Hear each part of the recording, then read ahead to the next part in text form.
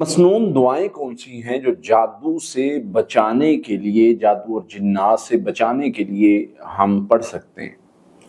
سیدہ عائشہ رضی اللہ تعالیٰ عنہا فرماتی ہیں کہ اللہ کے نبی صلی اللہ علیہ وسلم پہلے بہت ساری دعائیں پڑھا کرتے تھے، اور پھر سورہ فلق ناس نازل ہوگی تو نبی صلی اللہ علیہ وسلم زیادہ پھر اسی چیز پر جو ہے وہ فوکس کرنے لگے کہ سورہ فلق ناس کو زیادہ پڑھتے تھے۔ سب سے بہترین چیز تو یہ ہے، قرآن پاک میں بہت ساری دعائیں جو جادو جنات کے خلاف آپ پڑھ سکتے ہیں، جیسے سورہ یونس آیت نمبر 85-86 ہے، اس میں دعا ہے اللہ توکلنا ربنا لا تجعلنا فتنۃ للقوم الظالمین ونجنا برحمتک من القوم الکافرین۔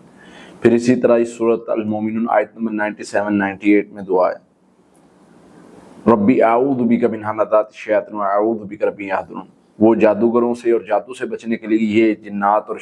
شیاطین کی شرارتوں سے بچنے کے لیے۔ اب یہ جو دعائیں اور پڑھائیاں ہیں، یہ انسان کو ان چیزوں سے محفوظ رکھنے کے لیے بڑی فائدہ مند ہے۔ کچھ دعائیں جو بہت زیادہ قیمتی اس علاج میں،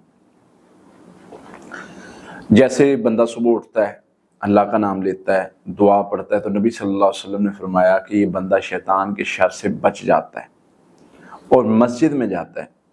یہ بسم اللہ پڑھ کے داخل ہوتا ہے، یہ اللہ کا نام لے کے داخل ہوتا ہے، یہ شیطان کے شر سے محفوظ ہو جاتا ہے۔ جب بندہ مسجد میں جاتا ہے اللہ کا نام لے کے، یہ صبح اٹھتا ہے اللہ کا نام لیتا ہے اور مسجد میں جاتا ہے اللہ کا نام لیتا ہے، تو نبی صلی اللہ علیہ وسلم شیطان کے شر سے محفوظ ہو جاتا ہے۔ یہ دعا صبح پڑھتا ہے اعوذ بکلمات اللہ التامات من شر ما خلق، یہ شیطان کے شر سے محفوظ ہو جاتا ہے۔ اعوذ بکلمات اللہ التامات من کل شیطان ہامۃ کل لامہ، یہ شیطان کے شر سے محفوظ ہو جاتا ہے۔ اعوذ بکلمات اللہ التامات من غضبہ وعقابہ وشر عبادہ ومن همزات الشیاطین، نبی صلی اللہ علیہ وسلم بندہ شیطان کے شر سے محفوظ ہو جاتا ہے۔ صحابہ کوئی خواب میں ڈر جاتا، نبی صلی اللہ علیہ وسلم یہ دعا بتاتے، وہ پڑھ لیتے، وہ ٹھیک ہو جاتے۔ تو یہ وہ دعائیں ہیں جو آپ کو جناتی شیطانی اثرات سے محفوظ رکھیں گی۔ پھر اسی طرح سے ایک دعا ہے بسم اللہ توکلت علی اللہ لا حول ولا قوۃ الا باللہ، گھر سے نکلتے ہیں نبی صلی اللہ علیہ وسلم جس نے پڑھ لیا، جنات شیاطین خود جو ہے وہ چیخ چیخ کے کہتے ہیں کہ اس بندے سے کا ہم مقابلہ نہیں کر سکتے۔ بسم اللہ الذی لا یضر مع اسمہ شیء فی الارض ولا فی السماء وهو السمیع العلیم، یہ وہ دعا 3 مرتبہ پڑھ لی، صبح سے لے کر شام تک یہ بندہ ہر طرح کے شر سے محفوظ رہتا ہے۔ اور اس کے علاوہ بہت ساری دعائیں ہیں، اسی طرح سے صحابہ نے کچھ صحابہ سے منقول دعائیں ہیں جو وہ پڑھا کرتے تھے، اور انہوں نے فرمایا کہ اگر یہ پڑھائی ہم نہ کرتے تو جنات شیاطین جو ہیں وہ ہمارے اوپر حملہ کر کے ہمیں بالکل ختم کر دیتے یا